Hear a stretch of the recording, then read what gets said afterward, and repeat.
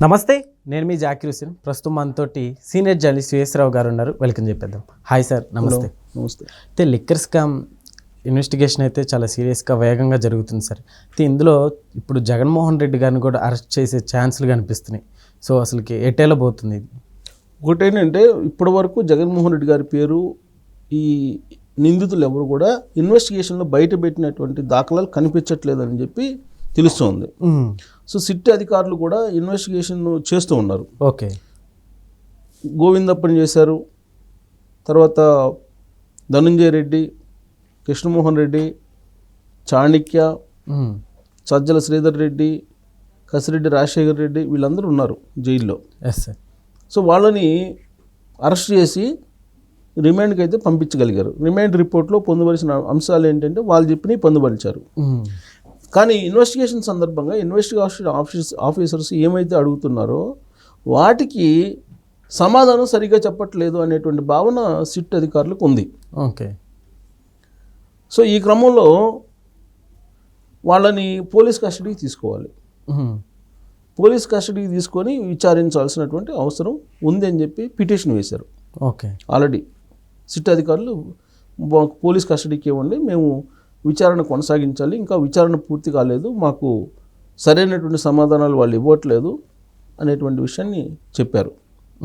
అయితే ఈ సందర్భంగా కోర్టులో ప్రొడ్యూస్ చేస్తే వీళ్ళు ఏం చెప్పారు, ఒక్కొక్కరు ఒక్కొక్కటి చెప్పారు.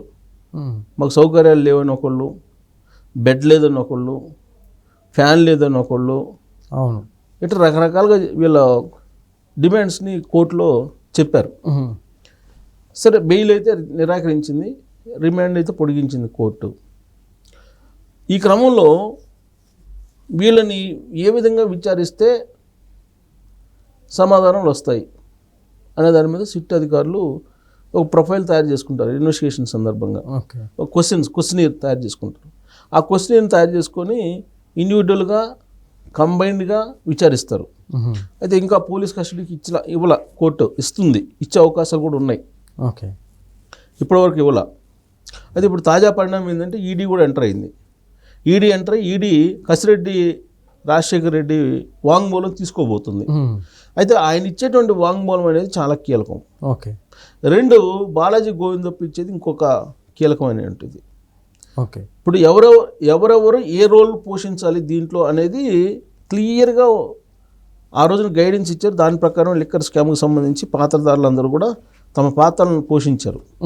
అయితే సూత్రధారి ఎవరు? ఆ సూత్రధారి అయితే బయట రావాలి కదా. ఆ సూత్రధారిని బయట తీసుకురావాలంటే ఎవరు? వీళ్ళే పాత్రధారులు ఎవరైతే ఉన్నారో ఈ పాత్రధారులు ఆ సూత్రధారి పేరు చెప్పాలి. అది ఆన్ రికార్డ్ కావాలి. ఆన్ రికార్డ్ కావాలంటే విచారణలో చెప్పాలి. ఇప్పటి వరకు అయితే జగన్మోహన్ రెడ్డి గారి పేరు డైరెక్ట్గా ఎవరు చెప్పలేదు అని చెప్పి తెలుస్తుంది. ఇన్ కేస్ గోవిందప్ప కానీ, కసిరెడ్డి రాజశేఖర్ రెడ్డి కానీ, కృష్ణమోహన్ రెడ్డి కానీ, లేదా ధనుంజయ రెడ్డి కానీ, లేదా శ్రీధర్ రెడ్డి, సజ్జల శ్రీధర్ రెడ్డి, వీళ్ళలో ఎవరు చెప్పినా కానీ ఖచ్చితంగా తాడేపల్లికి నోటీసులు వెళ్తాయి. ఓకే. ఇప్పటికే నోటీసులు ఇచ్చారు, సమన్లు ఇచ్చారని చెప్పి అంటున్నారు. సమన్లు ఇచ్చారు విచారణ పిలవడానికి అని చెప్పి అంటున్నారు. ఇప్పటి వరకు అయితే లేవు. నిన్న మీటింగ్ పెట్టి జగన్మోహన్ రెడ్డి గారు ఏమంటున్నారు, నేను ధైర్యంగా ఉన్నాను, నాలాగా మీరు కూడా ఉండండి, ఎంతమందిని కొడతారో కొట్టించుకోండి అని చెప్పి అంటున్నాడు ఆయన నిన్న మీటింగ్లో, రివ్యూ మీటింగ్లో. అంటే జగన్మోహన్ రెడ్డి గారు అన్నిటికీ సిద్ధపడి ఉన్నారని చెప్పి జైలుకి ఆల్రెడీ వెళ్ళి వచ్చారు. ఇంతకుముందు కిట్ ప్రోకో కేసుల్లో 16 నెలలు జైలు జీవితం గడిపొచ్చారు. ఇప్పుడు 12 సంవత్సరాల నుంచి ఆయన బెయిల్ మీద ఉన్నారు. వ్యక్తిగత హాజరు నుంచి కూడా మినహాయింపు పొంది ఉన్నాడు ఆయన. ఇప్పుడు ఆయన పేరు ప్రస్తావిస్తే వీళ్ళు, లేదా ఆయన పేరు ప్రస్తావిస్తారా, లేదంటే వాళ్ళ ఇంట్లో వాళ్ళ పేర్లు ప్రస్తావిస్తారా అనేది పోలీసులు ఇన్వెస్టిగేషన్లో తేలుతుంది. ఇప్పటి వరకు అయితే లేదంటున్నారు. వన్స్ ఆయన పేరు కనుక ప్రస్తావనకు వస్తే ఇమీడియట్గా నోటీసులు ఇచ్చేదానికి అవకాశం ఉంది. నోటీసులు ఇచ్చి విచారణకి పిలుస్తారు. అప్పుడు ఈ కేసుకు సంబంధించి ఈడీ కూడా ఎంటర్ అయింది కాబట్టి ఖచ్చితంగా ఇప్పుడు కవిత ఏ జైలుకి వెళ్తే తెలంగాణలో లిక్కర్ స్కామ్లో తెలంగాణ ఆదాలో ఇక్కడ ఇరుక్కున్న వాళ్ళ అధికారుల మీద తీసుకున్న యాక్షన్ ఏపీలో ఎందుకని అంత లేట్ అవుతుంది అంటారు. ఇది అదేమో స్టేట్కి సంబంధించిన ఇష్యూ, అది కూడా స్టేట్కి సంబంధించింది. కాకపోతే ఏంటంటే ఢిల్లీలో ప్రారంభమైంది అది అన్ని రాష్ట్రాలకు సంబంధించి దక్షిణ భారతదేశానికి సంబంధించినటువంటి వాళ్ళందరూ కూడా రింగ్ అయ్యారు అని చెప్పి తెలుస్తుంది, సిండికేట్ అయ్యారని. ఓకే. సిండికేట్ అయ్యి చేసినటువంటి లిక్కర్ స్కామ్ అది.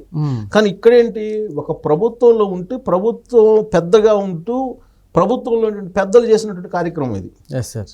అదేంటి, సిండికేట్, సౌత్ సిండికేట్ అనేది ఏర్పాటు చేసి ఆ సిండికేట్ చేసినటువంటి పని అది. దానికి దీనికి డిఫరెన్స్ ఉంది. ఇదేమో డైరెక్ట్గా ప్రభుత్వంలో ఉండేటువంటి పెద్దలే చేసినటువంటి పని. ఎందుకు, మద్య నిషేధం అని చెప్పారు. మద్య నిషేధం అని చెప్పిన తర్వాత 2019 అధికారంలోకి వచ్చిన తర్వాత మద్యాన్ని వాళ్ళే తయారు చేశారు, వాళ్ళే డిస్ట్రిబ్యూట్ చేశారు, వాళ్ళే అమ్మారు. అది కూడా అమ్మడం ఎట్టా, online payment no, only currency, డబ్బు. మరి ఆ క్యాష్ ఎడిపోయింది.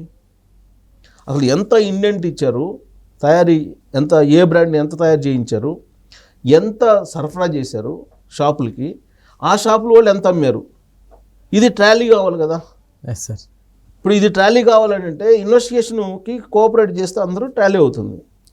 అసలు 20% ఎక్స్ట్రా వేశారని కూడా ఒకటి అనిపిస్తుంది. అలాగే గోల్డ్ కొన్నారనిపిస్తుంది, హవాలా కొంత డబ్బులు పంపించారనిపిస్తుంది. సరే, ఇందాక మీరు చెప్పిన పేర్లే కాకుండా ఇంకా లిక్కర్ స్కామ్లో చాలా మంది నేతలు ఉన్నారు, వైసీపీ పార్టీకి సంబంధించిన వాళ్ళు అంటున్నారు. సో ఎంతవరకు నిజం సార్? ఇప్పుడు ఆల్రెడీ అరెస్ట్ చేసిన వాళ్ళు 5-6. అవును. మొత్తం 33 మంది 34 మంది ఉన్నారు. ఇప్పుడు 33 ఆ ప్రాంతంలో 33 A33 వాళ్ళు కూడా అరెస్ట్ చేశారు. కానీ మధ్యలో ఉన్నటువంటి వాళ్ళు ఉన్నారు, A1 అని కూడా అరెస్ట్ చేశారు. మరి A2, A3, A4, A5 మధ్యలో ఉన్నారు కదా, ఈ ర్యాంకుల్లాగా. వీళ్ళు ఇంకా రావాలి. ఒక్కొక్కళ్ళు ఇప్పుడు ఫస్ట్ డీలర్స్ని విచారించారు, అప్పుడు డిస్టిలరీస్ సంబంధించిన ఓనర్స్ని విచారించారు. ఇట్లా ఒక్కొక్కళ్ళు విచారించుకుంటూ బిల్డప్ ఇన్ఫర్మేషన్ని బిల్డప్ చేసుకుంటూ వస్తున్నారు అథెంటేటివ్గా. ఇన్వెస్టిగేషన్ అంటే అదే కదా. ఇప్పుడు వీళ్ళు 5 కాదు కదా, మొత్తం దీంట్లో చాలా మంది, కొన్ని వందల మంది ఇన్వాల్వ్ అయి ఉన్నారు.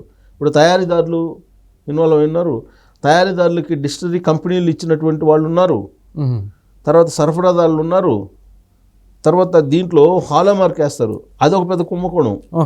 ఇది సీసాల మీద ఒక హాలో మార్క్ వేస్తారు, అదొక పెద్ద కుంభకోణం. మళ్ళీ షాపుల్లో కూర్చొని అమ్మేటువంటి వాళ్ళు ఎంతకు అమ్మారు అనేది అది ఒక పెద్ద ఇది. అసలు ట్రెజరీకి, ప్రభుత్వ ట్రెజరీకి ఎంత అమౌంట్ డిపాజిట్ అయిందో కూడా అది ఇంకా పూర్తి స్థాయిలో అది రావట్లేదు, లెక్క రావట్లేదు.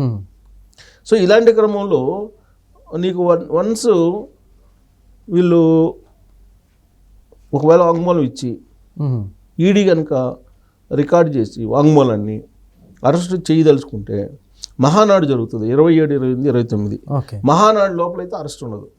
మహానాడు తర్వాత 1 ఫైన్ డే, ఆ డేట్ కూడా చెప్తున్నారు, సుమారుగా 10వ తారీఖు అంటున్నారు, వచ్చే నెల 10వ తారీఖు ఆ ప్రాంతాన ఈయన అరెస్ట్ చేసే అవకాశం ఉంది జగన్మోహన్ రెడ్డి గారిని అని చెప్పి ఒక టాక్ నడుస్తూ ఉంది. తిహార్ జైలుకి వెళ్ళక తప్పదంటారు. వన్స్ నీకు ఈడీ ఎంటర్ అయితే తిహార్ జైలే.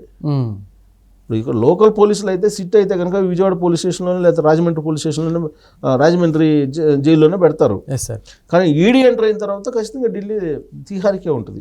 సార్, ఇప్పుడు అట్లని ఏపీలో జరిగిన లిక్కర్ స్కామ్కి, అట్లని ఇప్పుడు తెలంగాణలో, ఢిల్లీ, ఈ మూడింటికి ఏమన్నా సంబంధం ఉందంటారా? ముగ్గురికి ఉంది అని చెప్తున్నారు. కారణం ఏంటంటే ఈ లిక్కర్ స్కామ్లో ఉన్నటువంటి వాళ్ళే ఆంధ్రప్రదేశ్లో డిస్టిలరీలు ఓనర్లు ఉన్నారు. తర్వాత బీఆర్ఎస్ పార్టీకి, వైఎస్ఆర్ కాంగ్రెస్ పార్టీకి క్లోజ్ రిలేషన్స్ ఉన్నాయి.